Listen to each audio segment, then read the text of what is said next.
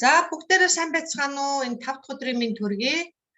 За манай цуврал лекц илтгэлийг Алтанбаатар доктор цуврал лекцүүд бол явж байгаа. Өнөөдрийн тэрний нэг хэсэг баг өнөөдөр бол таримлын хоолтонд калием нөлөө ургамлын физиологийн процесс зайлшгүй шаардлагатай болох гэсэн сэдвээр Алтанбаатар доктор илтгэлд өнөөдрийн илтгэл явагдана. Алтанбаатар доктор Азийн хөгжлийн банкны олон улсын зөвлөх юм хүн байгаа. Төрүүлчийн хичээлүүдийг сонсож амжаагүй улсууд бас танилцуулж байна.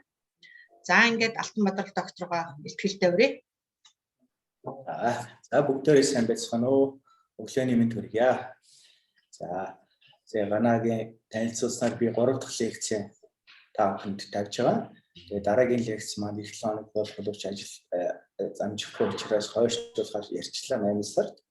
За тэгээд бидний лекцэнд өмнөх лекцэнд одоо бас оролцоогүй хүмүүс бас байгаа байж магадгүй. Бас оршил маягаар нь 2-3 слайд заачгүй хэлэх шаардлагатай. За ургамал ургахад заачгүй шаардлагатай маш олон төрлийн мэдээ шинжилгээний бодисууд байдаг тийм ээ. Шинжилгээний бодисгүйгээр зөвхөн ус гэрлийн температурын нөлөөр ургамал ургаж байхгүй нь ойлгомжтой. За 100 гаруй химийн элемент ургамал ургах заачгүй шаардлагатай боловч эдгээрийн дотроос 17-г нь чухал жис үздэг. Энэ 17 элементийг яагаад чухал шилждэг вэ гэхээр энэ 17 элемент маань ургамлын одоо соёлхоос эхлээд одоо үр жимсээ өгч дуустал бүх үеийн мөчтөнд заашгүй шаардлагатай ургамлын ургамлын бүх мөчтөд. За өөр нэгэн элементээр энэ 17-г сольж болохгүй. Мөн ургамлын өсөлт бас нөхөн өрчих үед нь шууд оролцдог элементүүд байна. Тэгээд ихэнх төрлийн ургамалд энэ 17 заашгүй шаардлагатай болдог учраас 17 элементийг заашгүй шаардлагатай гэж үздэг. За үүнээс гадна бас ашигтай элементүүд гэж байдаг. За энэ ургамал ургахад заашгүй шаардлагатай 17 элемент нь дотроо үндсэндээ 3 хэсэгт хуваагддаг. Хамгийн эхлээд эрдэс бос шимтгий жилийн бодисууд гэдэг. Энэ бол бидний хэлдэг нүүрс ус юм байгаа. За нүүрс төрөгч мэдээж чухал байх нь. За ус төрөгч хүчит төрөгч бол эрдэс бос шимтгий жилийн бодисууд орчдөг байна.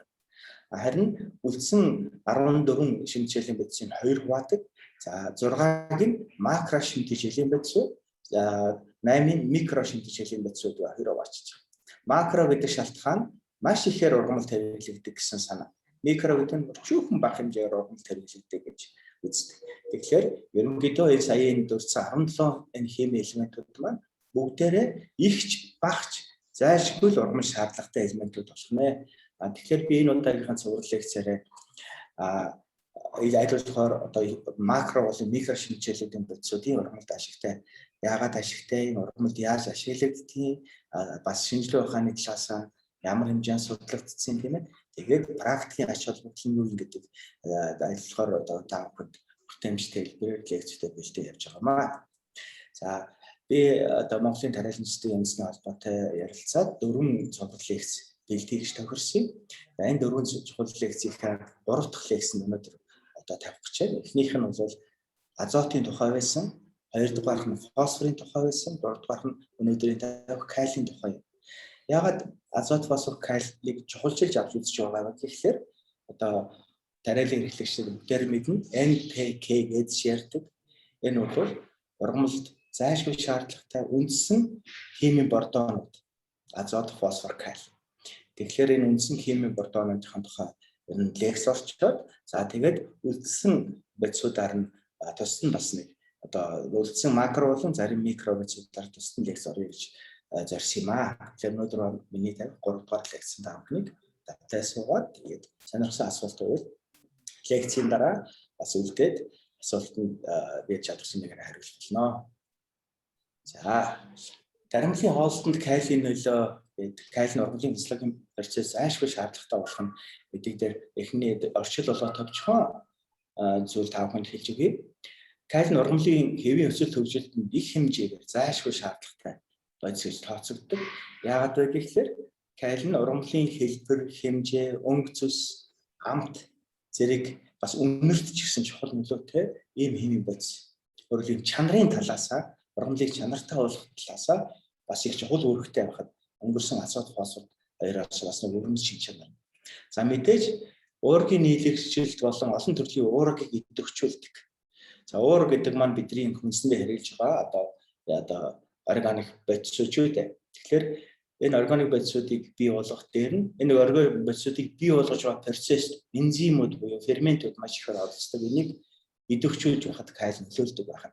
За мэдээж хамгийн чухал урд нь хичээлүүд дээр би бас ярьжсэн фотосинтезийн процесс кайл оролцдог. Гэхдээ аденозин трифосфат буюу өндөр энергит нэгдлийг нийлүүлжүүлэхэд чухал үүрэгтэй юм бодис байна. За үүнээс гадна кайлд маш өөрөмц онцлог байдаг. Энэ юу вэ гэхээр ургамлын усны зарцуулалтыг зохицуулдаг. Тэгэхээр өнөөдрийн лекцэн дээр би бас илүү бас энэ ургамлын усны зарцуулалтыг яаж кайл зохицуулдаг талаар бас та бүхэнд одоо тодорхой ойлголт өгөх хичээсэн. Яагаад гэхээр Монгол Улсын газар тариалан бол тийм ээ гандуу хуурай бус нутагт гол төлөв газар тариалангаар эхэлдэг. Услахаатай газар тариалан тэргүүлэн хэрэглэхэд одоо чадвар эдийн засгийн чадвар муутай усны нөөц улцаа муутай юм бол шүү дээ. Тэгэхээр кайл бол тэр усны зарцуулалтанд чухал нөлөөтэй. Өөрөөр ингэснээрээ бол ургамлын ган тэсвэрлэлтийг сайжруулдаг юм чухал бодис байна. За үүнээс гадна ургамлын хортонд тэсвэртэй байдлыг нэмэгдүүлдэг ийм чанартай юм байна. За тэгээд одоо урд нь бас бэлтгэж байсанчлан хэвлээ. За ургамлын физиологид ямар үүрэг болдог үүсдэг гэдэг чухал өөргүүдийн талаар би нэг слайд бэлтгэлээ. За зүүн дээдлийн болон та бүхэн харж байгаа урд нь би уртлын 2 хичээл дээр бас тайлбарлаж байсан фотосинтезийн аппаратын бүдүүрчийг харуулж байгаа. За кайлны фотосинтезийн аппаратын дотор ус төрөгчийг хөдөлгөгч хүч болж оролцдог. Энэ өвөрмөц байдсан. За энэ фотосинтезийн аппаратын ахиад авах сануулгын үүднээс нэг ярьчих. За та бүхэнд харж байгаа фотосинтезийн 5 чухал аппаратанд оролцдог 5 чухал уургуудыг харж байна тийм ээ. Нарны гэрлийн нөлөөгөөр фотосинтез 2 нь усыг задлаад уснаас электроник пластиконы гэдэг дараагийн одоо уурга руугаа өгөөд тэгээд энээсээ цаашаага фотосинтез 2 дугаар 1 дугаар аппаратанд нөгөө электронын дамжаад эндээсээ өндөр молекул NADPH гэсэн бодисыг бий болгодог. Бат мөн гэрлийн оролцоотой улаан гэрлийн оролцоо юм гэж чухал үүрэгтэй байдаг. За үүнээс гадна бас өндөр молекул аденозин трифосфат гэдэг дээр маш сайн мэддэг ATP. Энийг одоо ATP-г бий болгоход нөгөө одоо фотосинтезийн аппаратыг идэвхжсэн ус төрөгч маань оролцож байдаг. Тэгэхээр энэ фотосинтезийн аппаратанд одоо энэ үйл ажиллагаанд азот маань чухал үүрэгтэй, фосфор маань маш чухал үүрэгтэй талаар хүмүүсийн хэлүүдэд дурдсан байгаа. За энэ удаа бол кайл маань бас маш чухал үүрэгтэй. Яагаад гэвэл кайл нь өөрөө нэмэх нэг цэнэгтэй, та бүхэн бүгдээрээ мэднэ. Ус төрөгч бас нэмэх нэг цэнэгтэй. Энэ фотосинтезийн аппаратын дээр хлоропластын мембран дээр одоо энэ протоныг дамжуулах эсрэг протоны урсгалыг хариуцдаг уурга оршиж байдаг. Тэгээ чанел одоо сувг оршиж байдаг хэмээн тохиромжтой.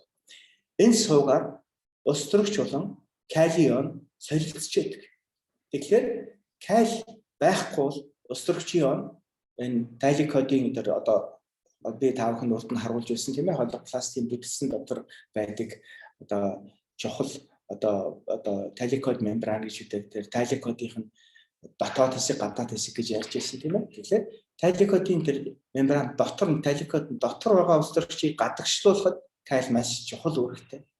За кайл хэрвээ энд оролцохгүй бол ус төрөгчийн хоримтлал их болоод одоо цаашаага нөгөө ус төрөгч цаашаага нөгөө ATP-г үүсгэхэд оролцож чадахгүй гэсэн үг. Хэд их ус төрөгчийн хоримтлал бий болж байгаа. Хэд их ус төрөгчийн хоримтлал бий болсноос одоо фотосинтезийн аппарат гэмтэх ургамлын ногоон мөглөг одоо шууд хэлэх юм бол шатах юм уу эсвэл задрах энэ үйл ажиллагаанд оролцож байдаг. За мөн тэгвэл энэ кайл нь хаанаас орж ирдэг вэ гэхээр хлоропластын өөр хэн мембран гэж энд харуулсан байна. Хлоропластын мембранд мөн нөгөө протоныг дамжуулагч сувг байж идэг, канал байж идэг. Энэ канал нь мөн ус төрөгчийг гадагшлуулад кайлыг дотгошоо оруулахад тийм чухал солилцоо үйдэг. Ийм одоо механизмтай байх. Тэгэхээр кайл бол маш чухал. Энэ зурган дээрээс та бүхэн бас гэртээ авч үлдэх, өөртөө авч үлдэх чухал мессеж юу өгсөн бэ гэхээр та бүхэн бүгдээрээ мэднэ, маш сайн мэднэ. Хүн тусал одоо бодис солилцоо нь алдагдаад ядаргаанд ороод тусал хийлэгдэг. Голдуу тусал маань натрийн холоор хэлбэр хүнд өгдөг шүү дээ. Та бүхэн хоолны давсыг л тусал одоо судсандаа хийлэгдэг. Яагаад натрийн холоорыг хүн судсандаа хийлэгдэг вэ гэхээр натр маань хүний электролит болж өгдөг. Бодис солилцоог зохицуулдаг.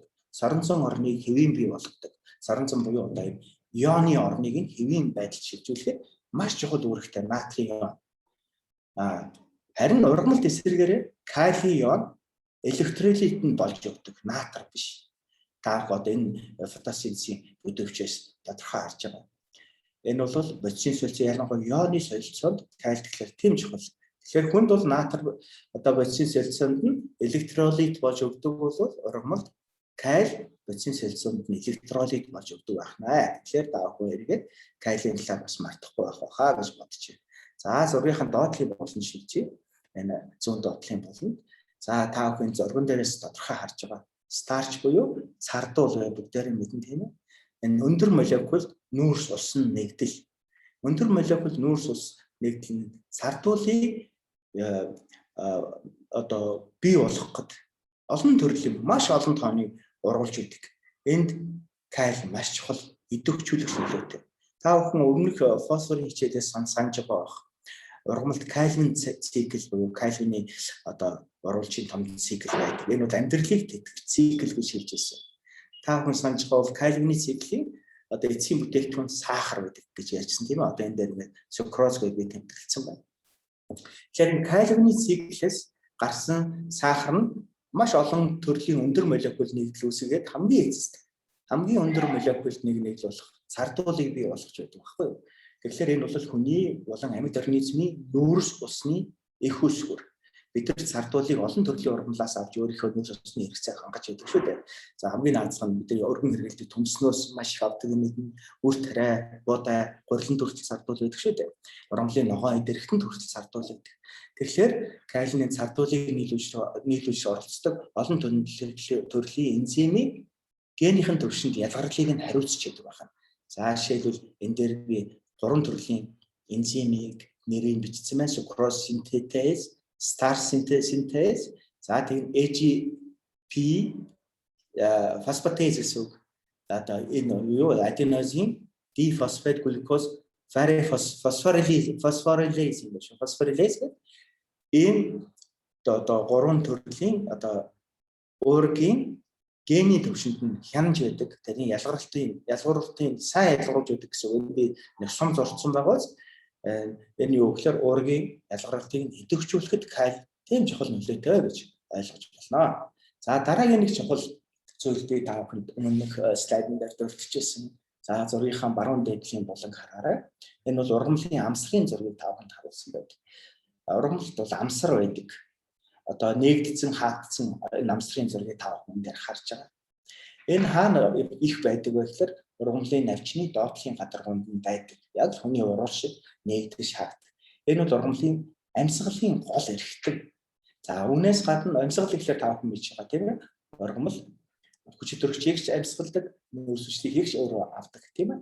Тэгэхээр энэ одоо аппаратын гол ургамлын амьсгалын гол үүрэг нь юу гэхээр агаараас нүүрс хүчлийг аваад эсрэг нь хүч төрөгчийг ялгаруулахад маш чухал нөлөөтэй. Өнөөдөр бид нар хотоо ногооруулъя гэж ярьдаг тийм үү? Гол нь энэ хотын агаарыг цэвэр хүчил төрөгчөөр баяжуулахад чухал нөлөөтэй гэсэн. Ургамал гэхэлэр хүчил төрөгчийг ялгаруулдаг гэдэг бид нар фотосинтез эцсийн бүтээгдэхүүн хүчил төрөгч гэдэг аван санаж байгаа. Тэгэхээр тэр ялгарсан хүчил төрөгч нь энэ амсраар гадагшилж яадаг байна. Гэтэл энэ амсрын нээгдэх, хаагдах процесс калий маш чухал нөлөөтэй. Та бүхэндээс харж байна тийм ээ.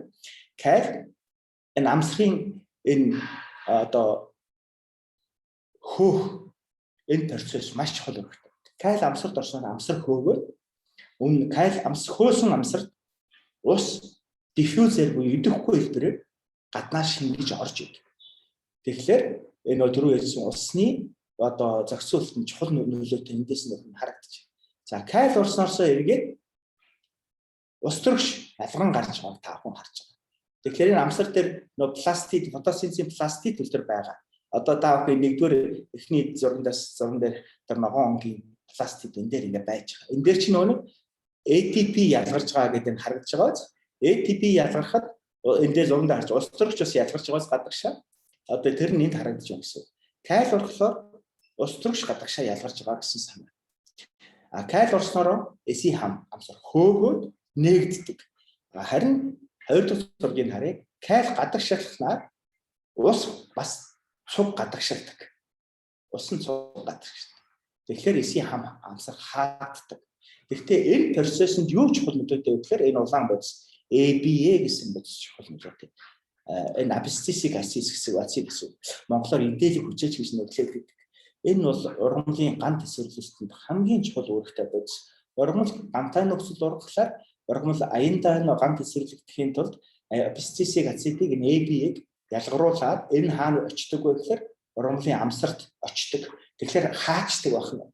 Ингээд амсарт нь AB орохоор түрүүний орсон кайл нь гадагшлаа. Харин ус нь бас гадагшна гэсэн. Тэгээд эсийн амсар нь хөөсөн болоод үрчгэл хэлбэртэй болчихдог. Хумайд ирчихэж байгаа. Тэгэхээр ус гадагшлаа. Тэгээд ургамлаас нүүрс ишлээ ялгархгүй дээр ус бас гадагшаа уушхгүй гэсэн.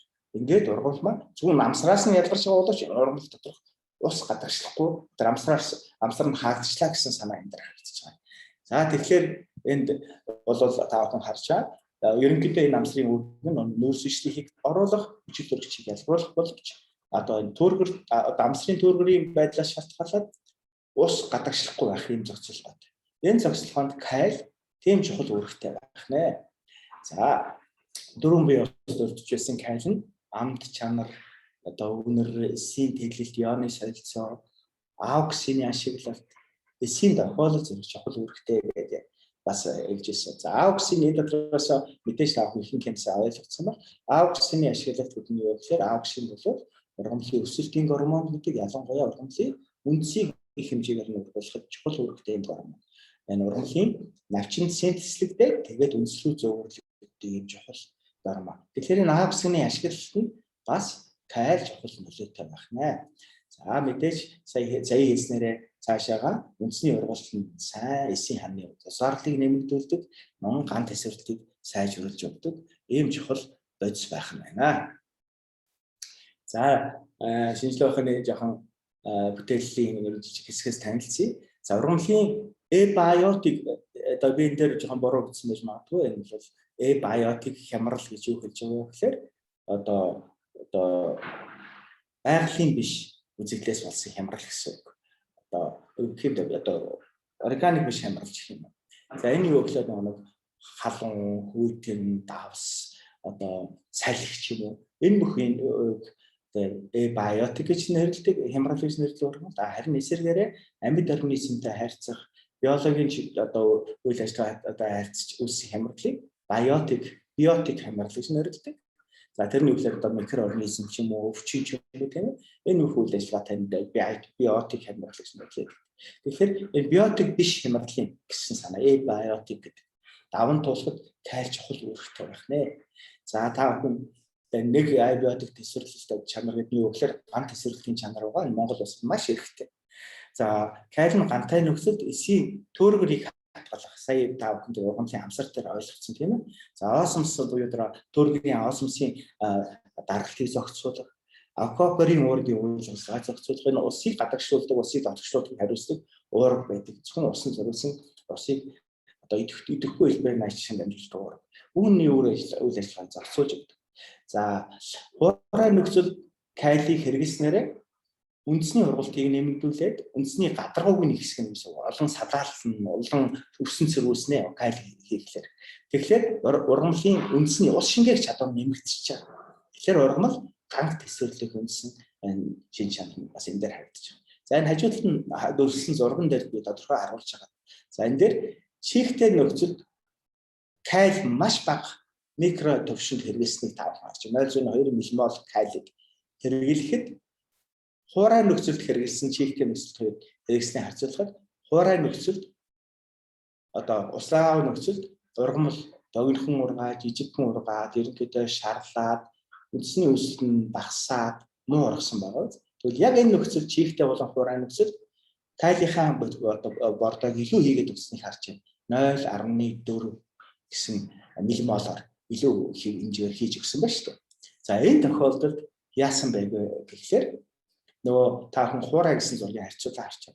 Нөгөө хуурай байсан адилхан л усгүй байсан боловч ургамал маань өсөлт нь төрөний кайл хийгээгүйтэйгээ адилхан нөө тэгсэн мөртлөө үндснийх нь ургалт нь илүү идэвхтэй ургацсан байгаа байдлаар ажиглагдчихэ.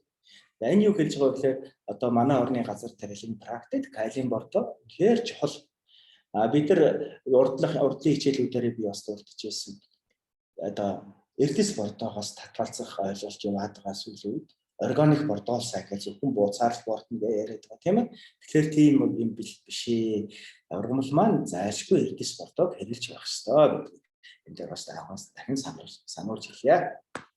За дараагийн нэг эбиотик төсвөрлөлийн хямралыг давахад кайл ямар нөлөөтэй вэ гэдэг нэг бас сонирхолтой слайд бэлтлээ. За давсан төсвөрлөлт. Ялангуяа усгаатай газар тариаланд хөрс маш ихээр давсчдаг. Яагаад гэхээр усны зарцуулалт одоо ургамал дох зарцуулалтаас хэтрүүлсэн хэмжээнд доод зор өгсөн тохиолдолд хөрсөн дох усны давхрахтай одоо өнгийн давхрахтай услахааны ус нийлцдэг. Ингэснээр яадаг гэхээр хөрсөн байгаа бүхэл төрлийн эрдэс бодисыг маш их байдаг шүү дээ. Тэр давсуудыг уусгаад дараа нь ус нь ууршаад хуурайшглахаар яадаг гэхээр уусан давсан хөрсний өнгөө эсэгт үе жинхэнэ тэр ургамал ургах хэсэгт давтчихдаг. Ингээ хөрс маш ихээр давсчиж энэ ургацыг маш их оруулах хүчин зүйл болцсон өнөөдрийн газар маань дэлхийд Монголд ч гэсэн давстай хөрс маш их байна шүү дээ. Тэгэхээр давсан цэцэрлэлтийг бас кайл сайжруулдаг байх нэ. За ялангуяа давстай хямралын үед осмотикийн нөлөө ионы орч чанар нь ургамал үндэсний ургалтыг саруулаад ялангуяа кайлын шингээлтийг бууруулдаг. За концентрац нэгсэн тэр хоолны давс үе натрийн ион эсийн мембран дээр кайлын дамжуулдаггүй уургуудтай өрсөлдөж идэг. Кайлыг дамжуулдаг уургуудтай. Энэ хоёр ч адилхан нэмэгдсэн мэтэй учраас тэгэхээр кайл натрийн харьцаа алдагдсаар натр кайлыг орох нүксээр ургамалд орчдөг байх. Тэр түрүүний хэлдэг ион дамжуулагч буюу одоо тэр протон дамжуулагч эсвэл тусгай уурган сувгууд байдаг. Уурган сувгууд жишээлбэл энэ HKT гэдэг high affinity potassium transporter гэсэн одоо кайлыг маш бага нөхцөлд шингээж ядаг ийм өвөрмц энзим байдаг кайлыг шингээх зүйлс. Энэ кайлыг биш натрийг оруулаад эхэлдэг гэсэн. За энэ миний хийсэн бас нэг судалгаа явуулж байгаа. Одоо энэ чинь баг 20 жилийн өмнөх судалгаа. Энэ юу гэхээр та бүхэн зурган дээр харж байгаа. Дээдлийн хэсэг нь тэг буюу натрийн холооргүй нөхцөлд дөрвөн төрлийн ургамлыг ургуулсан байгаа. Доотл нь нөгөө дөрвөн төрлийн ургамлаа 100 мм-аар хоолны давсан дээр ургуулсан даавууд харагдаж байгаа. За энэ дээрээс онцгой харуулахаар эхний нэг мөрөнд ургаж байгаа ургамал маань энэ хоолны давсан төсвөртэй байгаа. Хоёр дахь мөрөнд нь огт төсвөргүй харин 3 4 дахь мөрөнд нь базрын төсвөртэй ургасныг таавууд харж байгаа. Тэгэхээр энэ ямар ургамлууд байна вэ гэхээр энэ бол зөвнсөн ургамал маань загвар ургамал гэж нэрлэдэг Arabidopsis thaliana гэдэг загвар ургамал байдаг тийм ээ. Энэ загвар ургамлыг өнөөдөр молекуляр биологийн шинжилгээ ухаанд маш их өргөн хэрэгжилж байж ургамлын физиологийг танин мэдхэд, ургамлын генетикийг танин мэдхэд маш их өргөнөөр ашигладаг. Тэгэхээр энэ ургамлын маань загвар ургамлыг одоо бидний гаргасан 3 төрлийн мутантыг таархан гарч байна. Эхнийх нь GL одоо зэрлэг овгөн гişүү. Мутац ороогүй байгалийн хэлтэн. Хоёр дахь нь ESO3 гэдэг генийг мутацид оруулсан. За ESO3 гэдэг ген ямар ургамал ген вэ гэхээр энэ ургамлын кальцтай нэгддэг. Кальцийг урд нь ярьсан энэ бол ургамлын сигнал өгдөг маш чухал байж гисэн. Элдв стресс болоод сигнал өгдөг. Тэгэхээр кальцтай нэгддэг ийм чухал ген юм байна. Одоо уур ген байна. Тэр уургийн генетикийн төвшөнд одоо үгүй болгоцсон гэсэн. Тэгэхээр тэр уур байхгүй тохиолдолд кальцийн сигнал байхгүй тохиолдолд гэсэн. Ургамал маань давсан төсвөргүй болчихдог. За гэтэл дараагийнхын зурган дээр ESOS3 HKT1 гэдэг давхар мутант харагдаж байна. Сая энэ мутант дээр HKT-гээ түрүү хэлжсэн тийм ээ. Зөвхөн кайлыг нэвтрүүлдэг сувг байдаг гэсэн тийм үү? Тэр кайлыг нэвтрүүлдэг сувгийг нь эвдсэн гэсэн.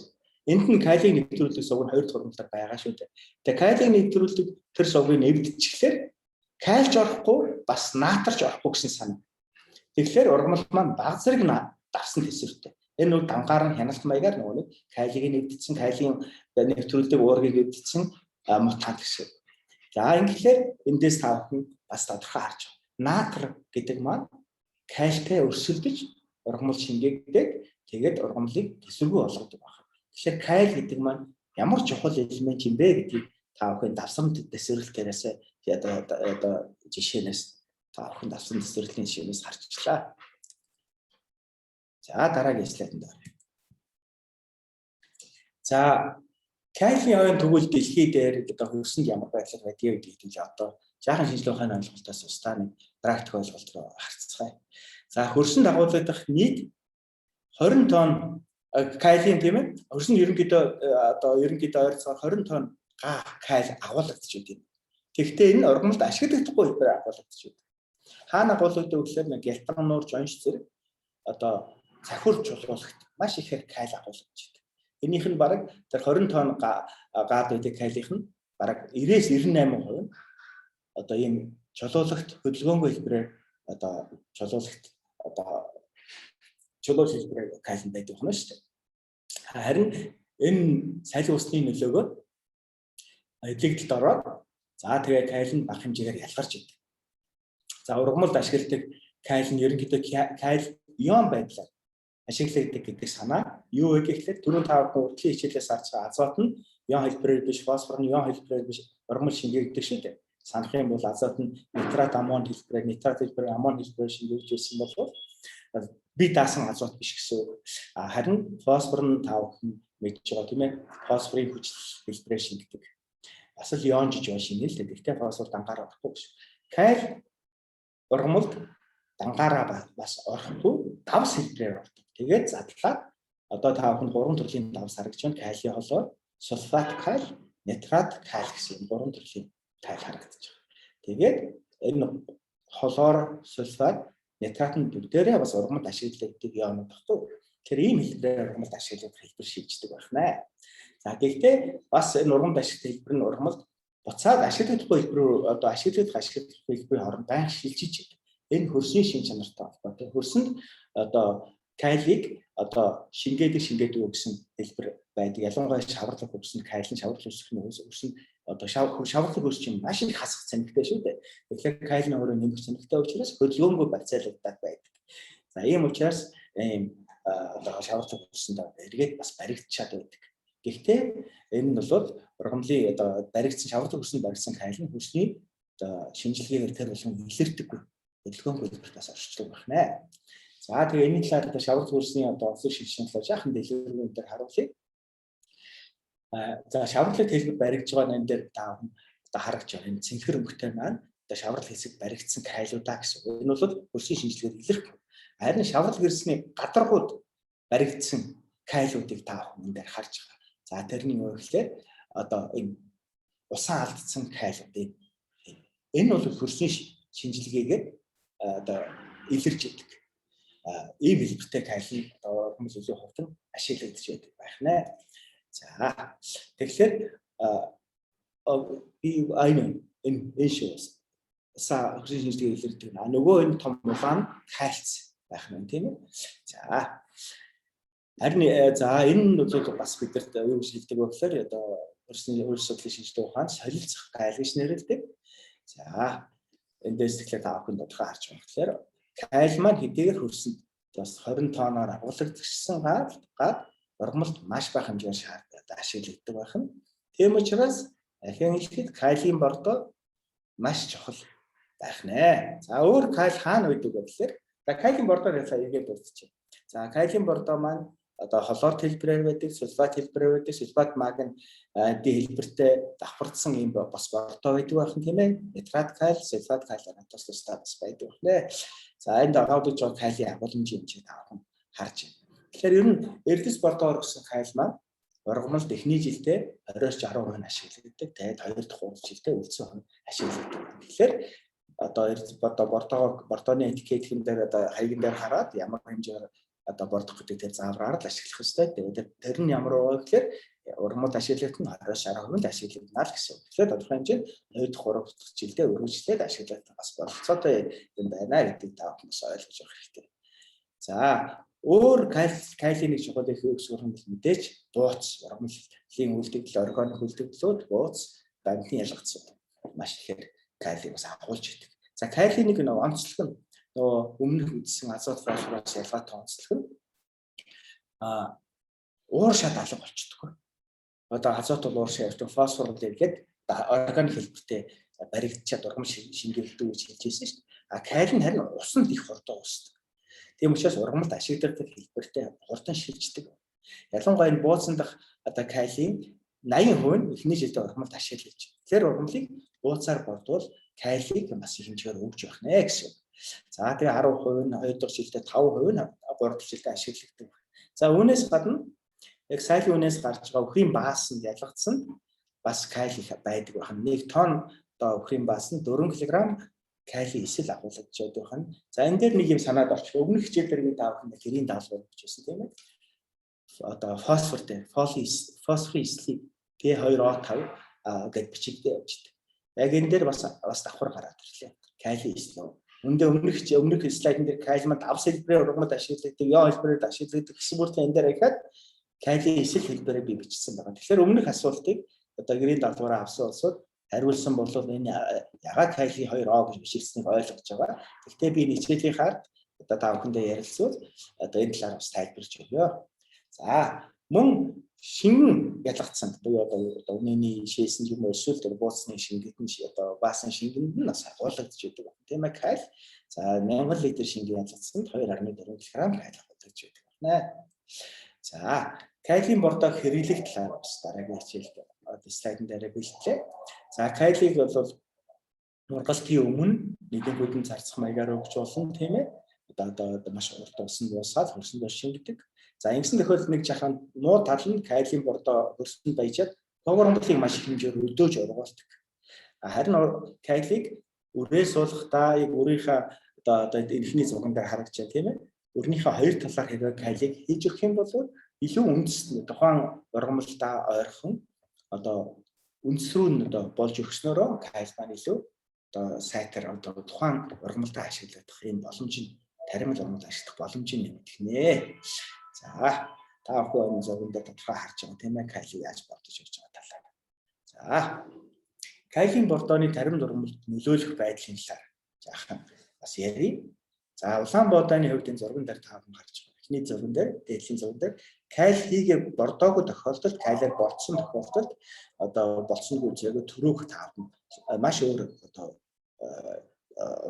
уртсын хэмжээр харж байгаа юм байна тийм ээ. За доотлол нь үрэн дээр та бүхэн бас харж калиар бордоогүй, калиар бордсон. За тэгэхээр каль нь бол азотын шингээлтийг сайжруулдаг, ургамлын өвчин төсвөрлөлтийг нэмэгдүүлдэг. За өрн дэх уургийн халамжийг сайжруулна. За мөн гурилын техник үзүүлэлтүүдийг сайжруулдаг байна. Та бүхэн одоо техник үзүүлэлт шилэнцээр зардуулах чанар бүгдийг одоо гурилын бусад чанаруудыг дээр ингэж чад тийм үү? Ийм ач холбогдолтой байдаг. За мөн дараа нь өргөн тариалагдах болж байгаа шар урцгийг бас ишээ аваад энэ дээр авалчлаа. За шар урцгийн хувьд бол өрийн хэмжээг томруулдаг, гадсан болон цотголт муутай буурчгийн тоо цөөрдөг, тосны болон уургийн агуулмж нэмэгдэнэ. За азот шингээх боловсролын тоо хэмжээ нэмэгдэнэ.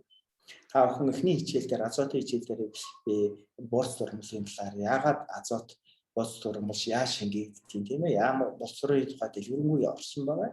Тэгэхээр тэрний тоо хэмжээ нэмэгдэхэд боловсролын тоо хэмжээ нэмэгдэхэд каль чухал үүрэгтэй байна. За мөн хортон шаж өвчин эсрэг засваргүйцэл төсвөрлөх чанарыг сайжруулдаг. За энэ судалгаан дээр та бүхэн харж байгаа доктор тийм ээ. Одоо калиар бордсон бордоогүй 2 талбайд 0 120 гэсэн хоёр тийм ээ. За бордоогүй тохиолдолд ургацын хэмжээ 2 дахин бага байгааг та бүхэн харж байна. За нэг үндсэн дээр шар ургацны үндсэн дээр боловсролын тоог тоолсон байхад бас ахаад 2 дахин бага бордоогүй тохиолдол бордсон тохиолдолд 2 дахин их боловсрол үүснэ гэдэг маань тухайн шар ургацыг маш их хэмжээр азотыг шингээгээд бүтээгдэхүүн чанар сайжирч байгаа. Жин бас 2 дахин ялгаатай байгаа тийм ээ. За тэгээ өрн дэх уургийн агуулмж бас 2 дахин ялгаатай. Тэгэхээр ялчгүй каль гэдэг бол бордоо хэлбэрээр өгөхөд маш чухал ач холбогдолтой ийм одоо үндсэн хэлэлц бордоо байх нэ. За ургамлын кайлийн шингэлтийг гэхдээ дараах үндсэн 4 гол нөхцөл шалтгаалж байдаг. Эдгээр кайлаар борцсон ч гэсэн дараагийн нөхцлүүдийг бид нар бас мэдэж явах шаардлагатай. За нэгдүгээр хөрсний чийг маш чухал. Хуурай нөхцөлд кайлийн одоо шингэлт модон шүд ойлгомжтой тийм ээ. Тэгэхээр хөрсний чийг өндөр байхад кайлийн шингэлт нэмэгдэнэ. За хөрсний агаар буюу хүчил төрөгчийн хэмжээ чухал нөлөөтэй. Агаар сайтай хөрсөнд үндэс сайхан амьсгалаад үндэс гүн урган олон салаалдаг тийм ээ. Ингэснээрээ үндэсний шингээх гадагшаа нэмэгдснээр хөрснөөс кайлыг шингэн хэлбэр шингээлт нэмэгддэг байх. За дулаан чухал үүрэгтэй. Хөрсний дулаан энэ хөрсний физиологийн үйл ажиллагаанд идэвхжснээр калий хэмжээ нэмэгдэг гэдгийг анзаараарай. Хөрсний физиологийн үйл ажиллагаа гэж юу вэ гэхээр хөрсөн дэх микроорганизмын үйл ажиллагаа гэсэн. За микроорганизмын үйл ажиллагаа хөрсөн дэх органик бодистой холбоотой калиуд бууцсан дах калийг одоо бууцыг задлаад калийг ургамал ашиглах хэлбэрт шилжүүлж өгч байдаг байна тийм ээ. Тэгэхээр температур чухал үүрэгтэй. За хамгийн тохиромжтой температур нь 15-21 градус Цельсиус байдаг байна. За мөн үнээс гадна хөрс боловсруулах нөхцөл их чухал. Өнөөдөр бидний газар тариалан практикт тэг элдэн шүүлт гэсэн ойлголт их хүчтэй орж ирсэн тийм ээ. Хөрсний электийг бууруулахын тулд бид нар урийн шаа болон ерөн тарилтаа үлдэр тэг элдэн шүүлтээр хийж тарилтаа одоо буурсан тариалж байгаа шүү дээ. Ялангуяа буурдааны урхамл. Гэтэл энэ тохиолдолд калийн шингээлт маш их буурч идэг. За их судалгаагаар наривчлан үзснээр бол нэг хөрс маань сийг биш учраас нектар ихтэй учраас үндэс маш хязгаарлагдмал ургадаг. Ингэснээр калий шингээлт маш муу байдаг байх нэ гэж таамаг ойлголоо. Тэгэхээр ялангуяа тэг элдэн шүүлт хийж байгаа дараалал калийн бордоод одоо бордоод бас услага эсвэл одоо услагаатай нөхцөл эсвэл одоо хор бороо өвтүүлж калийн бордоо хийж явах нь маш чухал ач холбогдолтой гэдгийг эндээс харагдаж байна. За өмнөх хичээлүүдийнхаа бас нэгэн ажил кайл дутагдахлаар ургамал яат юм гэдгийг энэ слайдын дээрээс харуулъя. За нэгдүгээр кайл ядам хөрсөн юм уу кайл дутагдсанаар хлорофилын задарчдаг ургамлын фотосинтез явуулдаг ногоон мөглийг задардыг энэ томатны болон төмсний ургамлууд төр таавал харж байгаа. За яагаад энэ хлоризис болдог вэ гэхээр таавал эхний слайдууд бол өмнөх хичээлүүд дээр санаж байгаа. Хлорофил маань маш их одоо энергийг ялгаруулдаг одоо цахилгаан гэсэн үг шүү дээ. Ургамлын цахилгаан яг л электрон дамжуулалт явагдаж байгаа учраас ургамлын цахилгаан дамжуулалт гэж ойлгож байна.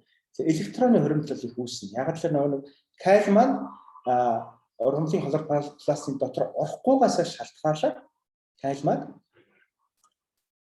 устөрөгчийн хоригдлол ургамлт их үүсэж байна. Устөрөгчийн зарцуул байх. За ийм болохоор эргээд ургамлын ногоон мөглийг задарчдаг байна. Хлорофилын ногоон мөглийг. Тэгэхээр хаанаас эхэж задартай вэ гэхээр ургамлын ургах шавар гэж нэрлэдэг мөн үзүүр хэсэг. Залуу үедээс болон ургамлын нарчны үзүүр хэсэг энэ нь бол хамгийн их ургаж байдаг өсөлтийн одоо шаврын одоо хүчтэй эсн хуваагдж идэх хэсгүүд үзүүр хэсэг. Эндээс эхлээд хлорофилнээс задрал явагддаг таавхан харж байна. Тэгэхээр энэ жишээл өөртөө үхээд харагдсан байгаа таавхан харж байна. Тийм үү? Өсний ургамлтай. За өсөлт нь удаашрдаг байх нь ургамал нь жижигэрдэг байх таавхан төрөний зарим дээрс мэдж байгаа. За мөн температурын өөрчлөлтөнд эмзэг болдог. Хүйтэн тэсвэргүй болох нь шүү дээ. Эсвэл ган тэсвэргүй харлалтын тэсвэргүй болох нь. За ургамлын навчин ундаг. За хортон тэсвэргүй болдог. Үндэс нь хэврэг болдог. Жимсний алаг цог, жимс нь одоо өөр жимс нь алаг цог боловсрдог байх. За энэ дээр бас нэг зургийг таавхан харж байна. Одоо 10 дуусис гэдэг ургамал шүү дээ. За 10 дуус ургамлыг их хэмжээний калинд дургуулад мөн доотлолт нь бага хэмжээний калий маш бага хэмжээний калинд дургуулахлаар ургамал маань хлоризис харагдсан байна. За их хэмжээний калинд дургуулахад ямар нөхцөлтэй харагдаж байна тийм үү? За бага хэмжээний калий яадаг вэ гэхээр ургамал маань калийг шингээхэд бол нөгөө нэг high affinity буюу калий дуртамжтай уурга маань идэвхжээд үндсийг маш их сахлаг болгодог. Одоо үндсийг одоо сахлаг гэдэг маань өсөн цэрийг үүсгэхийг хэлж байгаа шүү. Бусдаар олон салаа үүсгэхийг хэлж байгаа юм шиг. Тэгжээш одоо шингээх гадаргыг сайжруулж байгаа байхгүй. За энэ дээр томруулсан зургийг харж байна. Их хэмжээний калий дээр үндэсний шингээх гадаргууд багтай. Харин бага хэмжээний калий дээр шинээр үсэнсрүүд бий болсон байгаа. Энэ юу гэхээр шингээхний гадаргууд хэлж байгаа гэсэн. Ийм учраас одоо калий дутагдахлаар ургамал маань бас амьдрахын тулд одоо үндсэн шинжилгээтэй сайжруулдаг гэдгийг зураас харуулж ирж байна. За ийм шинжлэх тэмдгүүд сургуульд маань илэрж байх нэ. За тэгээд одоо дүгнэлт слайд руу хэдүүлээ оръё. За дүгнэлт слайд маань калий эргэлтийн талаар нэг ус хичээлшгээ. За калийн үндсэн цогц эргэлтийг одоо кали маань ургамалд яаж ордог шингээгдэг вэ гэхээр хөрснөөсөө шингээгдэг байх нь тийм ээ. Энэ шингээгдэг байцанд нөлөөлж байгаа зүйл нь эрдэс спортоо байх нь, за хөрсний уусмлууд байх нь тийм ээ. Мөн хөрсөнд нөө агуулгадаг одоо гэлтгоноор эсвэл одоо бусад төрлийн хөрсний минералуудад агуулгдсан тэр процесс задраад хөдөлгөөн калс буюу солилцох калд энэ орж байгаа тийм ээ. Энэ хэлбэрээр ургамал шингээгдэх кал маань зөвхөн хөрснөөсөө очдог. За харин хөрснөөсөө за мэдээж малын бууц бас ургамалд хөрсний уусмалдаа шингээд задраад ургамалдаа нөлөөлдөг байна. Харин ургамлаас гарах нь юу гэхээр ургацаар алдагддаг байх. Мөн хөрсөн дэх кал маань илэгдэл задраад алдагддаг байх.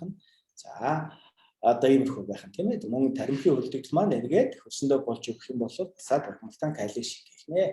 За та бүхэн өнөөдрийн хичээлээ дуусгалаа.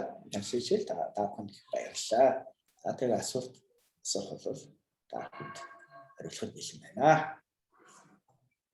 За сайхан ихтгэл тавьсан Алтанбаатар докторудаа баярлалаа. За манайхан асуулт байна уу? Сайхан энэ завшааныг тохиогоод сайхан асуултуудаа асуугаад аваарай.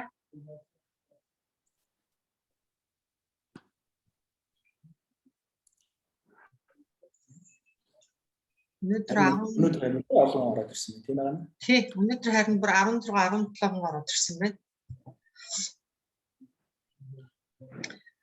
За манайхан асуултуудаа асуугаарай.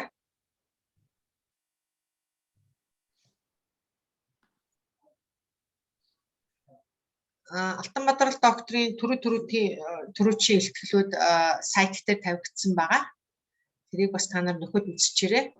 Тэгээд үдсэн улсууд нь бас өшөөл авалж асуухаар юм байвал одоо сайхан ингээд юу яаж байгаа энэ завшааныг тохиогоод асуултуудаа асуугаад амжаарай.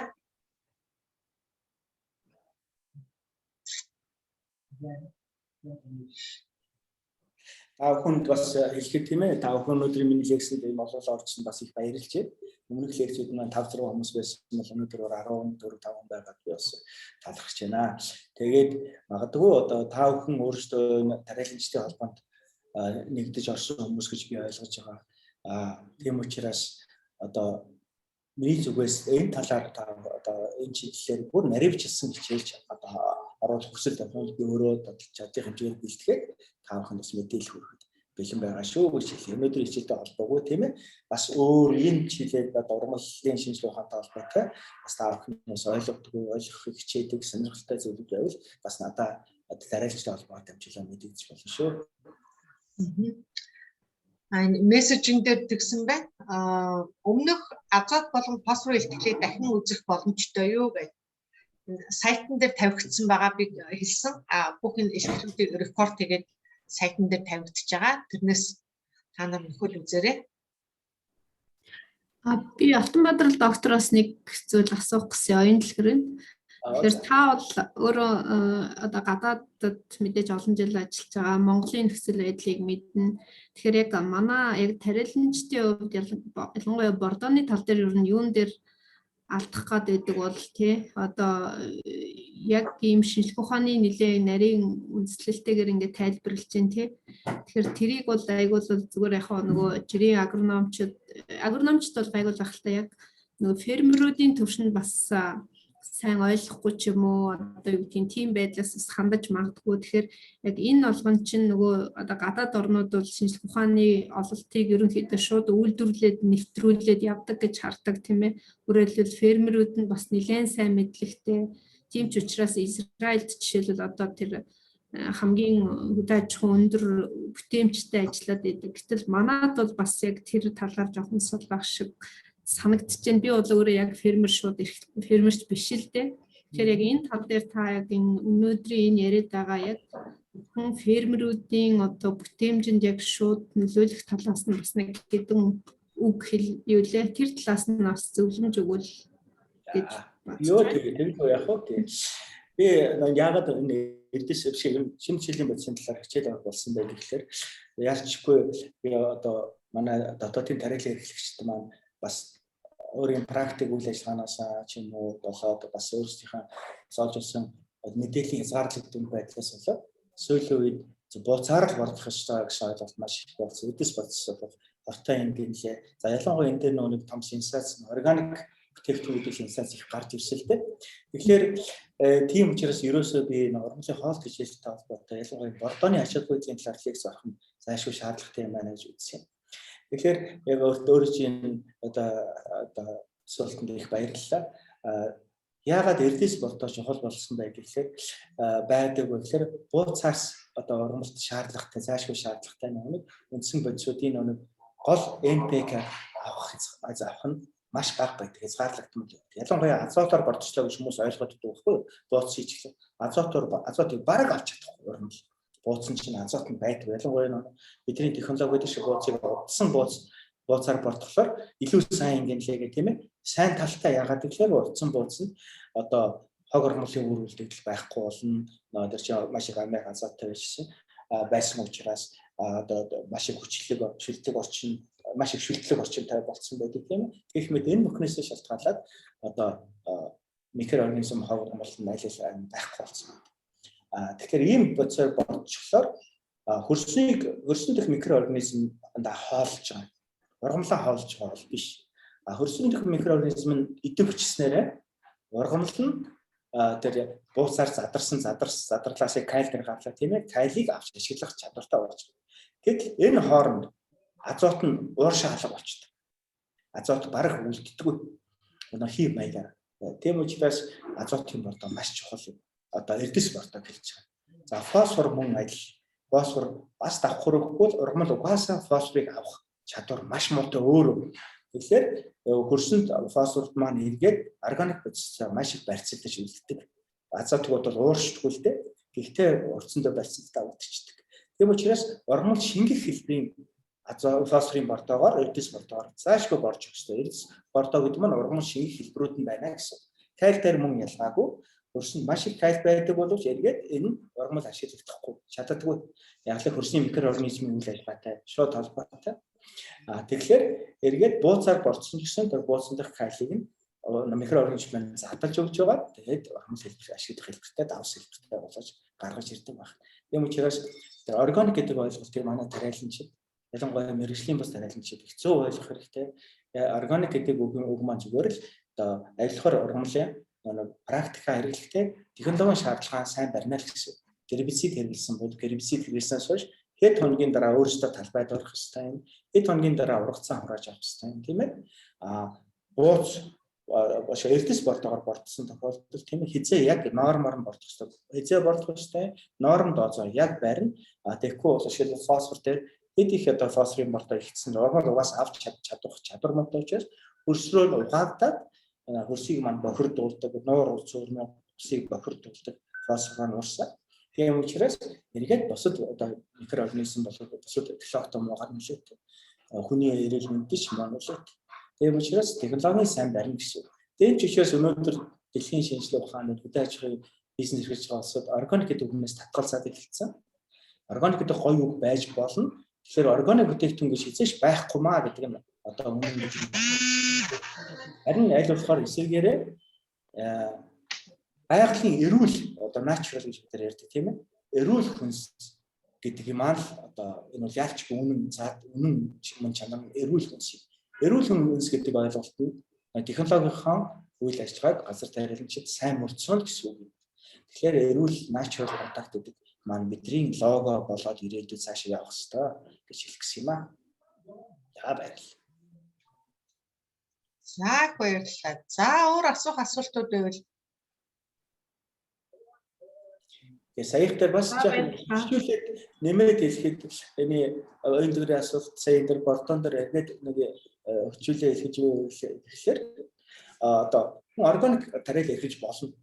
Тэгэхгүй зөвхөн бууцаар бордох нь. Тэгэхээр урагдсан тэр хэмжээгээр муу аваад дээр нь өвчин хортонд нэрвэгдэнэ гэсэн. Тэгэхээр чанар нь муудна, эдийн засгийн өрсөлдөх чадвар байхгүй болно гэсэн. Тийм учраас тариал эрхлэлтэй ухаалгаар natural буюу одоо бүх одоо технологийн зөв барих юм бол өндөр ургац аавна. Тэгээд зах зээл өрсөлдөх чадвар нэмэгдэн бас эрүүл хоолноос гарах болцоотой. Энд дархны хүрээлэнгээс Б Баяр сайхан гээд доктороо маш их баярлалаа. Сүүлийн үед хөрс агрохимч, хөрс судлаач зэрэг мэрэгжлийн элсэлт цөөрсөн мэт санагдсан. Элсэлт мэрэгжлийн боловсон хүчинг нэмэгдүүлэхийн тулд төлбөрийн хөнгөлөлт үзүүлэхээс гадна ямар арга хэмжээ авах нь зүйтэй гэж хардаг вэ гэсэн байна. Мэдээж маш том асуулт байна тийм ээ. Ялангуяа ер нь маш олон чиглэлийн нарийн мэрэгчлүүд өнөөдөр үнгүүдэд эхэлчлээ. Хүмүүс одоо хүүхдүүд тэр чиглэлийн хичээл одоо их сургуулиуд орохгүй тэр чиглэлийн мэрэгжил эзэмшихгүй байна шүү дээ. Тэгэхээр өнөөдөр бас дэлхийн нийтийн хөгжлийн чиг хандлагатай холбоотой байх тийм ээ. Гэхдээ нэг сайн тал нь эргээд өнөөдөр хоол хүнс ямар чухал юм бэ гэдгийг дэлхийд дахин ойлгочлаа. Тийм эрүүл хоол, эрүүл хүнс гэдэг ямар чухал вэ гэдгийг дэлхийд дахин ойлгоод эргээд энэ эрүүл хүнс үйлдвэрлэгч чинь бид нар шүү дээ. Бидний одоо хөдөлмөрийг үнэлэх үнэлэмж нэмэгдэж ирж байна тийм ээ. Тэгэхээр энийгээ дагаад бас залуучуудын сурах сонирхол нэмэгдэж магадгүй. За юуны өмнө мэдээж бид нар сурталчилгаа сайн хийх хэрэгтэй байна. Яагаад ийм мэрэгжил чухал ач холбогдолтой телевиз, радиогоор тийм ээ. Өөр одоо ямар хэлбэрээр ч телевизээр маш олон төрлийн контентууд гараад байдаг шүү дээ тийм ээ. Яаж гоё харагдах, яаж гоё бүжиглэх юм шиг тийм ээ. Энийн эсрэг яаж эрүүл хоол хийх вэ гэдэг контентууд гараад энэ дээр энэ мэрэгжлийн онцлог ач холбогдол нь юу юм бэ гэдэг ийм хуралдаанд тэр одууд нь оролцоод ингээд одоо байх юм бол магадгүй залуучууд юм аа энэ хөдөө аж ахуйн чиглэлийн мэрэгжил эзэмших явдал нөлөөлөх баг. За хоёрдугаар би зүгээр нэг юм зүгээр энэ ярианы завсаар хэлэхэд социализм үед чинь ерөнхийдөө бид нар чинь кастинг системтэй байсан шүү дээ. Юу гэж хэлсэн юм бэ гэхээр мэрэгчлэрээ бараг кастинг систем тогтооцсон гэж би боддгийн. Одоо хөдөө аж ахуйн мэрэгчлэнгүүд бол хамгийн муу хүмүүс ордог ч гэдэг юм уу, хамгийн язгүй ч юм уу ийм нэг системтэй ангаахт орсон бол эмч болох юм бол энэ бол маш өндөр ариухан цэвэрхэн ч гэдэг юм уу. Ийм нэг буруу ойлголт бидний ой ухаанд шингэсэн байдаг. Нэмийг өнгөцгөн хараад цаад мөн чанарын хүүхдүүдэд бол нийгэмд муу шингээж өгсөн. Яагаад гэхээр тухайд угаасаа тийм байсан шүү дээ. Эмчнэр өндөр цалинтай ч юм уу тийм ээ. Багш нар өндөр цалинтай. Эдгээр бол одоо амар одоо үнэхээр дээд зэргийн хүмүүс ч юм шиг тэгсэн. Газар тариалал эрхлэгч бол шороо шавтаа зуралцаа тэгээд даагуур мэрэгчлээ даагуур шингэн. Ийм нэг буруу ойлголт бидний ой ухаанд социализм шингээд өгчжээ. Тэр маань бас өнөөдөр эргээд энэ хөдөө аж ахуйн чиглэлийн мэрэгчлэлтэн бэлтгэх гэдээс жоохон буруу нөлөө үзүүлээд байгаа. Тэгэхээр энэ дээр бас хөдөө аж ахуйн сургуулийн нэр ч нөлөөлөд байх магадaltaй. Харин ч ухаалгаар манай хөдөө аж ахуйн сургууль нэрээ Life Science University гэх их гоё нэр өгсөн байдаг. Тэгэхээр ер нь альва юм мэрэгжил төлөвлөсөн нэршил их буруу. Тэгэхээр бид нэр томьёо эхнээсээ бүхэл чиглэл зөв харж үзэх нь чухал. Одоо юм тухайн юмны онцлогийг харуулах одоо life science гэдэг шинэ сайхан хүнд сонсогдож байна тийм ээ. Тэгэхээр амьдралыг тэтгэгч хичээл задаг сургууль байх нь шүү гэдэг юм шууд хүнд бууж штэ. Эргээд нөө мэрэгжилтэй хөдөө аж ахуйн сургууль гэхээр жаахан буруу болчиход байна. Нэг зүгээр жишээ хэлье л да. Шинжлэх ухааны технологийн сургуулийг ямар ухаалгаар нэрээ өөрчлөв тийм ээ. Энэ бол политехникийн сургууль гэдэг байсан штэ. Гэтэл шинжлэх ухааны технологийн их сургууль гэж нэрээ маш зөв өгсөс өнөөдөр шүтист хөдөө аж ахуйн мэрэгжилтэй хүмүүс хоолны мэрэгчлээ усад ямар ихээр орж суралцж төгсөж байна тийм ээ. Хоолны чиглэлээр хоолны чи технологи гэдэг үг чи ийм чухал ач холбогдолтой хүний ой тойд хүрч байна шүү дээ. Тэгэхээр бид нар зүгээр их сургуулийн нэрнээс авахулаад бас мэрэгчлэлт хандах хандлагаас авахулаад талаасаа их зөв одоо явах хэрэгтэй юм. Яг тэгэхээр яалчгүй агроном мэрэгжил одоо бидний мэрэгжил миний эзэмшсэн мэрэгжил бол энэ бол амьдралыг авч явдаг хамгийн чухал мэрэгжил. Өнөөдөр хоол хүнс ямар чухал гэснийг хаана мэдж байна. Тэгэхээр эргээд энийг л бид нар нийгмийн сэтгэхүйд суулгах зайлшгүй шаардлагатай. Энд мэрэгжилтэн бид бүхний оролцоо хэрэгтэй гэж би бодож байна. За энэ дээр ингэсэн байна. За түрүү энэ ахин одон тунгалаг гэдэг бас одоо дархны хүрээлэнгийнх байгаа. Кайл нь ургамлын өвчин төсвөрлөх чадварыг нэмэгдүүлдэг гэдэг физиологийн талаар тайлбарлаад өгөөч гинэ. За кайл нь одоо өвчин хортон төсвөрлөлтөнд маш чухал ач холбогдолтой. Яагаад гэвэл кайлын ургамлын физиологид ургамлын юунд биохим маш чухал үүрэгтэй гэж би ярьсан. Маш олон гений идэвхжүүлэлтийг кайл маань өөрөө хариуцж байдаг, идэвхжүүлж байдаг. Тэгэхээр өвчин төсвөрлөлттэй холбоотой бүхэл механизм байна тийм урамлын өвчнөд холбоотой хамгийн эхлээд өвчин одоо төсвөрлөлийн чухал юм бол reactive oxygen species гэж байдаг тийм ээ. Гадны бактериуд юм уу энэтэй холбоотой одоо организм маань гадны одоо өвчин олоход эргээд тэр цочрол үзүүлж байдаг. Энэ цочрлыг хариуцсан маш олон төрлийн генүүд байдаг. Тэгэхээр энэ генүүдийн идэвхжил үйл ажиллагааг кайл маш чухал. Кайлгүйгээр тухайн ген маань идэвхжихгүй ингэснээр өвчин төсвөрлөлттэй холбоотой кодлогдсон уургууд маань ялгардаг байх. Тэгээ эргээд өвчин эмзэг болдог. За мөн түүнээс гадна энэ стресстэй голдуу ярьлаа тийм түүнээс гадна яг өвчнөд холбоотой органууд өөрийн дотоод өвчнийг эсрүүлэх чадвар гэж байдаг одоо генетикийн үед. Тэгэхээр тэр өөрөөр хэлбэл innate immunity гэж байдаг шүү дээ. Одоо хүнтэй ч гэсэн байдаг. Тийм өөрт нь басан одоо дархлаа гэж байдаг. Тэгэхээр организмын өөрийнх нь дархлааг одоо сайжруулахад оролцсон маш олон төрлийн энзимүүд байдаг, уургууд байдаг. Энд одоо кайл маань организмын төвчлэн генетикийн төвчлөлтөнд зохицуулж өгдөг. Ийм чухал байж байна. За энд даги гээд манай компост бордоо үйлдвэрлэдэг Баян зүрх дүүргийн фермер байна. Энэ дээр ингэж асуусан байна. Минерал элементүүд харьцаа нь алдагдвал нэг нэгнийгээ шингээлтэд саад болдог тухай та тодорхой ярьж өгөх боломжтой юу? Мөн кайл ихтвэл тармилт ямар шинж тэмдэг илэрдэг вэ гэсэн байна. Болгүй яг уу. Тэгэхээр түрүүний хүрээлэнгийн асуулттай холбоотой сая асуулттай холбоотой одоо жишээлбэл ургамлын өвчин төсвөрлөлт гэдэг нарийн лекс бэлдээд орж болж байгаа дараа одоо 8 сараас дахиад лекс орно гэж. Тэрнтэй адилхан энэ ургамлын эрдэнэ шилжүүлэг үсгийн хоорондын антагонист үйлчлэгийн талаар бас тусад нь бас хичээл бэлдээд орох бас боломжтой. За мэдээж ургамлт маань шингэж байгаа нь үндсэн химийн бодисууд байна. Азот, фосфор, калий. Эдгээр маань хоорондоо тэр болгон харьцуулахгүй. Зүгээр микроэлементүүдийн төвшөнд ч юм уу хэд ихтэй хэд багтаад харьцуулах магадлалтай. За калий одоо юу гэж хэлж байгаа гэхээр одоо азот маань жишээлбэл хасах цэнэгтэй тийм үү? Одоо нитрат хэлбэрээр, аммоны хэлбэрээр, аммон бол нэмэх хэлбэртэй ордог. За магадгүй калий хийж өгснөөрөө аммон ч нэмэх нэг цэнэгтэй шүү дээ. Калий ч бас нэмэх цэнэгтэй. Антагонист үйлчлэгийг яон солилцоо нөлөөлөх магадлалтай. Гэхдээ өнөөдөр шинжилгээ ухаан калий натрийн антагонист буюу эсрэг шинж чанарыг судлаад тогтооцсон байгаа боловч аммоны одоо транспортер дээр одоо дамжуулагчтай калигийн одоо дамжуулах хоёрын энэ зориулсан нэг төрлийн дамжуулагч байдгүй юм байна. Тийм учраас харьцангуй одоо калий аммон хоёрын хувьд одоо би энэ өрсөлдөөн шингээгч чадвар нь байхгүй болов уу гэж бодож байна. За фосфор дээр бас аваад үзвэл фосфор бас хасах цэнэгтэй. Тэгээд фосфор маань фосфорын хүчил хэлбэр ургамал шингээдэг. Тийм учраас харьцангуй одоо би энэ зөрчилдөх нь бага. За азот бол одоо их онцлог нь одоо хөрсөн дэх микроорганизмын үйлчлэлээр боломжтой болж байгаа. Фосфор нь бол бас боломжтой болж байгаа. Калий ч гэсэн ургамал ашиглах боломжтой болж байгаа гэдгээр онцлог байна. За калий ургамал ихтснээр ургамалд одоо ямар муу шинж чанар илэрх вэ гэж асуулаа. За би зүгээр яг энд хариултанд хариулах шууд бэлэн биш байна. За гэхдээ юу гэж бодож байна вэ гэхээр калий маань маш их хэмжээр нэмэгдэхэд магадгүй фотосинтезийг бууруулах магадлалтай.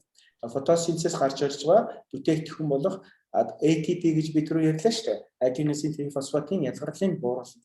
За ингээр аденосин трифосфат чинь нөгөө калийн циклийг идэвхжүүлэх, калийн циклээс нөгөө сахар бий болгох маш чухал үүрэгтэй гэж хэлсэн. Тийм ээ, нэг ширхэг сахарын молекул бий болгоход 6 ATP, 6 NADPH ордог.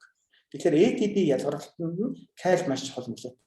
Тэгэхээр ургамлын одоо бүтээгдэхүүн чанарт муу нөлөөтэй гэж ойлгох шууд гарна ойлгож болох нэ. Ягаад гэвэл ATP-ийн ялгаралт муудна, ATP-ийн ялгаралт муудахлаар одоо ургамал дахь старч буюу одоо сардуулын хоримтлал, сахарын хоримтлал нь багасах нөлөөтэй.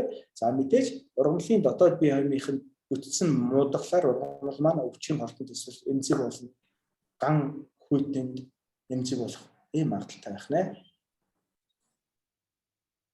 За баярлалаа. За өөр манайхан асуух асуулт байна уу?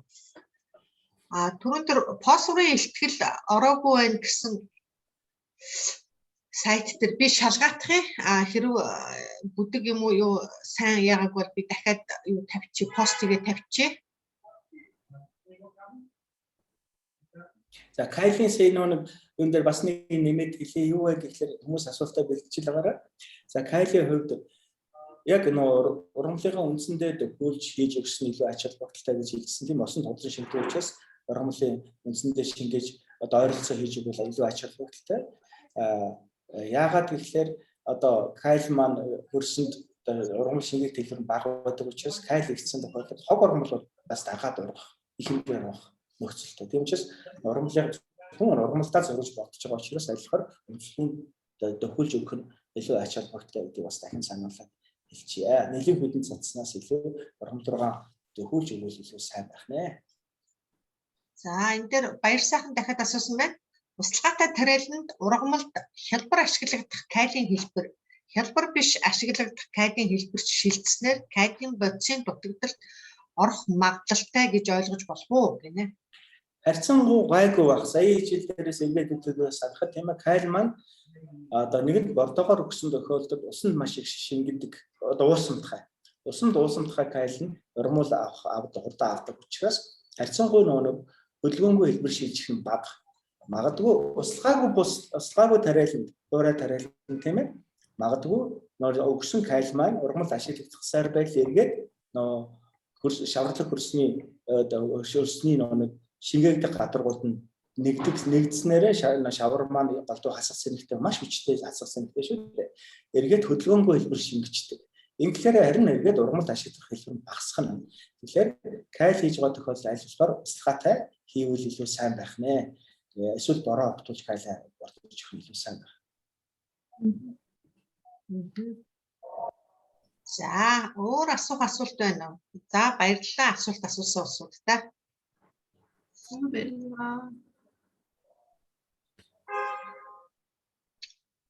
Нэг хүн сарж ирсэн. За нэг баярлалаа гинэ. Нэг мессеж байсан.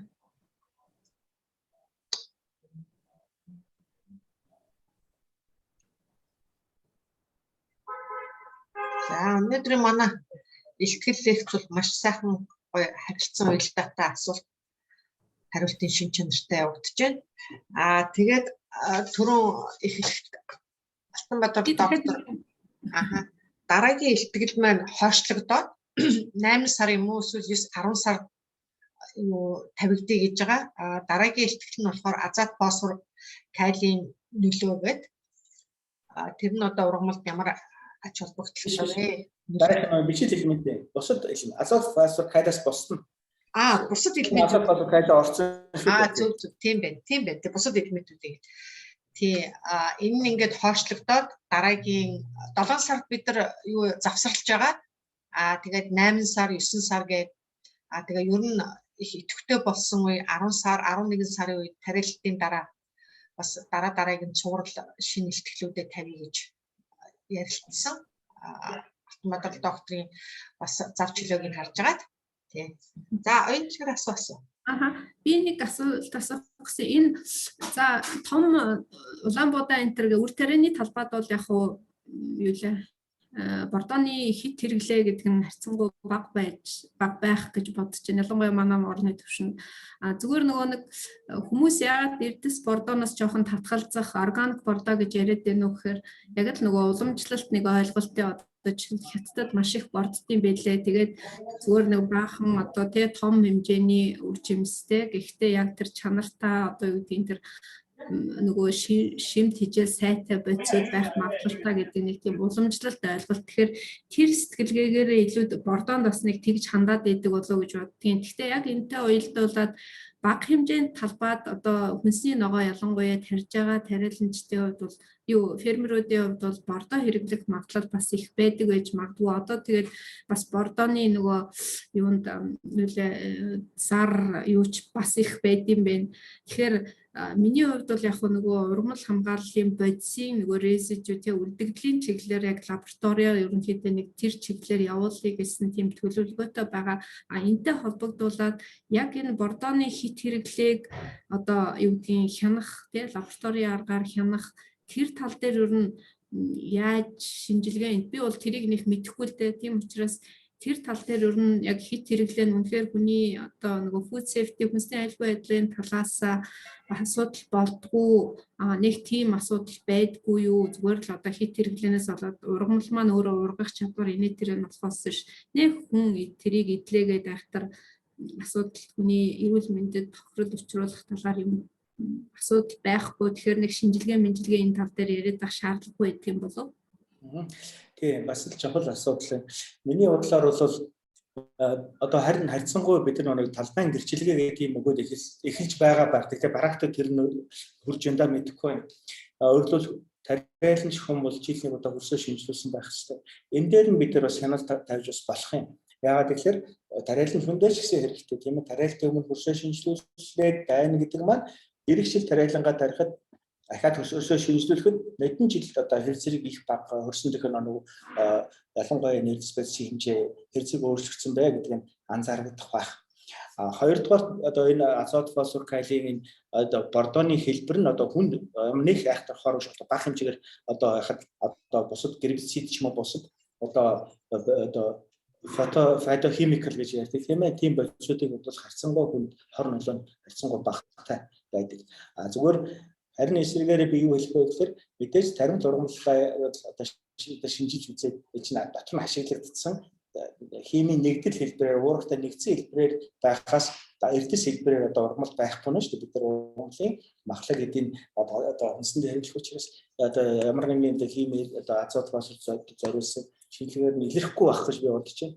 Харин хөрсийг нь хянаад магадгүй одоо тухайн тариаланчийн хөрсийн шинжилгээтэй хүнийг одоо газар одоо зах зээл бүтээгдэхүүнийг нийлүүлдэг ч юм уу. Тэр нь хөрсийг хараад энд ямар нэгэн хүнд металл байхгүй байна гэдээ илэрчсэн азот фосфор калиум чинь одоо шинжилгээ болсууд ямар нэгэн илэрч харагддаг тийм гэрчилгээг нь зах зээлтэй холбоод өгчвөл илүү их хяналттай байх магадaltaй. Түрүү ярьсан фосфор бол илүү аюултай юм байна. Илүү аюултай ч эргээд бас тусгай экологийн нөхцөлд ихтгэх юм бол сөрөг нөлөө үзүүлэх магадaltaй.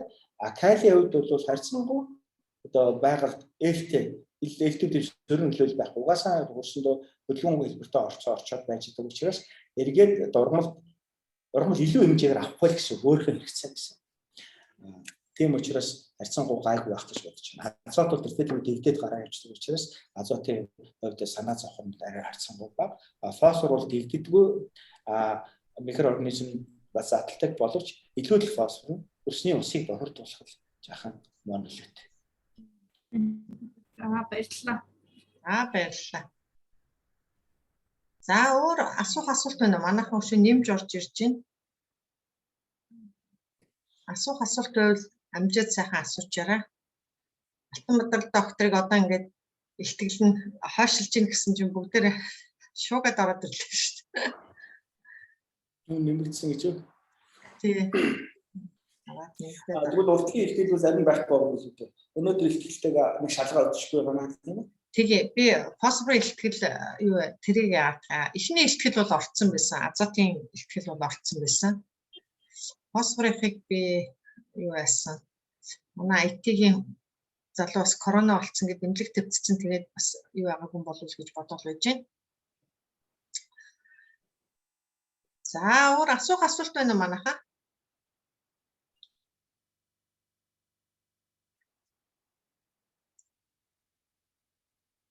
Асуулт байвал амжаад асуугаарай. Өшөө мессеж бичиж болно. Тэгээд энэ ихтгэлүүд юм дээр тавигдсан байж байгаа. Манай сайтн дээр одоо ингээд рекорд тэгээд тавьж байгаа.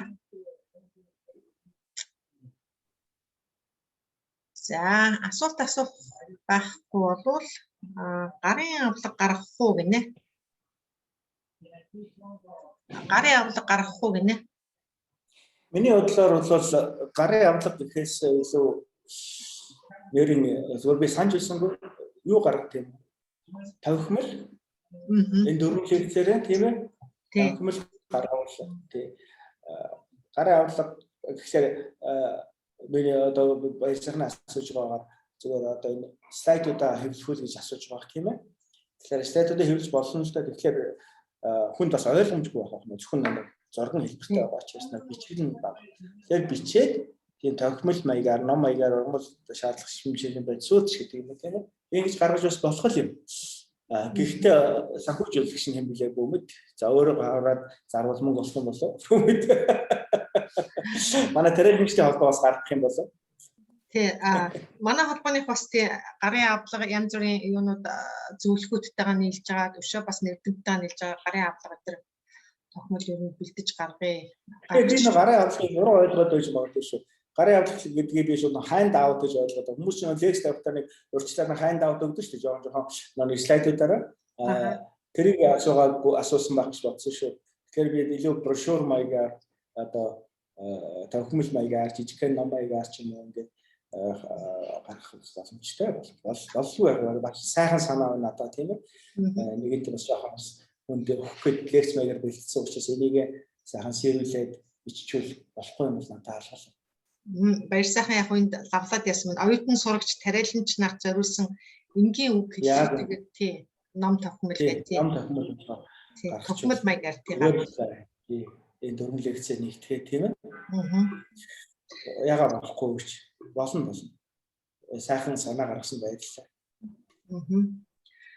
За ингээд Алтанбаатар доктортой бид нар маш их талархаж байгаа. Бидний урилгыг хүлээж аваад ингэж сурал лекцүүд, илтгэлүүд маш ойлгомжтойгоор өөрийнхөө хийсэн эрдэм шинжилгээний судалгаанаас ингээд өөртөө хуваагаад мэддэг чаддаг бүхнээ ингээд та бүхэнд ингэж ойлгуулахаар сайхан илтгэлүүд, сурал илтгэлүүд бэлдсэн Алтанбаатар доктортой их баярлалаа.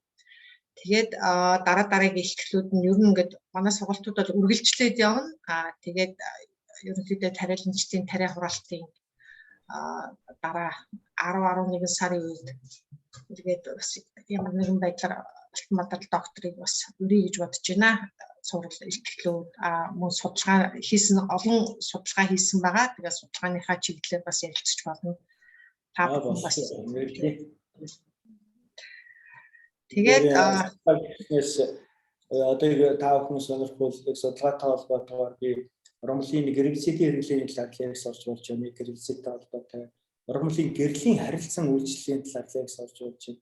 Яг л миний ихэнх судалгаад авсан тесрэлтийн талаар их байсан. Дараа нь гербицидийн тесрэлтийн талаар гербицидийн үйлчлэгээ дандаа молекулынхаа судалгаа хийж байсан. За дараа нь ургамлын гэрлийн харилцан үйлчлэлийн талаар судалгаа хийж байсан. Тэгэхээр энэ тал руугаа одоо бас төлхөө лекц биш одоо хүмүүс сонирхох юм бол бас өөрөө хийж өссөн учраас илүү мэдээлэл өгөх боломж надад байгаа гэж хэлсэн. Тийм саяын тэр ярьсан гербицидийн судалгаа энэ нэг пестицидтэй холбоотой асуудал дээр бас одоо яг манай энэ холбоо тэг яг энэ мэрэгжлийн байгууллагууд бас нэлээд сайн дуурч эхлэхгүй бол одоо бол хэрэглээ нэлээд төвшөнд хүрсэн. Араас нь явдаг хяналт тэр асуудал бол айгүй хоцрогдоод байгаа хгүй юу. Тэгээ яг энэтэй холбоогод бас сүүлийн үед нөгөө ФАО-гийнхан бас нэлээд уулзалт юмнуудыг хийгээ явж байна. Тэгээ тэр нь бол харьцангуй нэг хэдэн мэрэгжлийн хүний төвшөнд л яваад байгаа. Тэгэхээр энэ асуудлыг бас нэг айхтар одоо аюултай болцсон гэж хэлэх нэг айхтар гүмшүүн болохоосоо илүүтэйгээр яг зөв хэрэглээ байх ёстой. Тэр нөгөө зохистой хэрэглээ тэгэхгүй болохоор яг нөгөө органик гэдэг нэг үгэнд одоо юу гэдгийг органик бүх юм байх ёстой гэж нөгөө хүмүүс нь ч тэгээд байдаг хэрэглэгч нь тэгээд байдаг актtel нөгөө зохистой харилцаа гэдэг юм чинь айгүй чухал гэдэг талаас нь бид нар энэ мэрэгжлийн хүмүүс нь их ярьж авах хэрэгтэй юм шиг байна тий.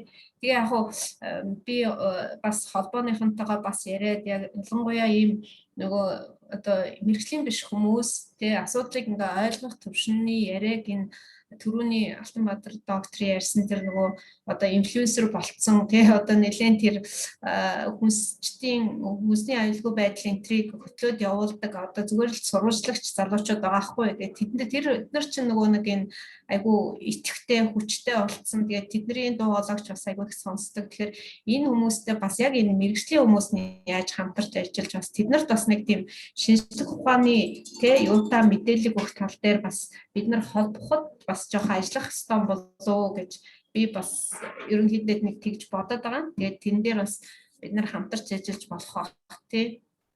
Тийм ээ тийш байх. Зөв санаа тий. Тийм сонирхолтой ярилцлага юм тийм сурлагч байх ерөнхийдөө нийгэм дуугаа өгдөг. Тэрийг бодвол тийм ээ бид нар чинь миний хувьд бол нийгэм мэдэхгүй шүү дээ. Тэгэхээр нийгэмд танигдсан улсууд ярилцлага хийх тийм ээ. Ийм байж эргээд түрүү нэг бай сайхны асуугаад байсан. Энэ чиглэлийн мэрэгчлэнгүүд бэлдэх асуудлыг яах вэ гэж яриад байсан. Тийм ээ. Гэх мэт бас нөлөөлөх болох байх гэж бодож байна.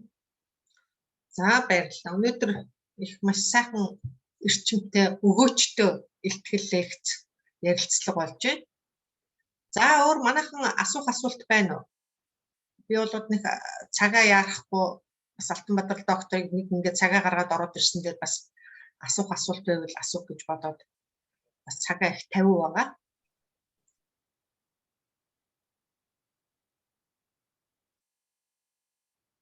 Өнөөдөр манай дархны хүрээлэнгийнхээ их овоо орж ирсэн байна. Түрүүн тэр хөвсгөлөөс орж ирсэн байсан манай тарилчид. За өөр асуулт бий юу манайхаа?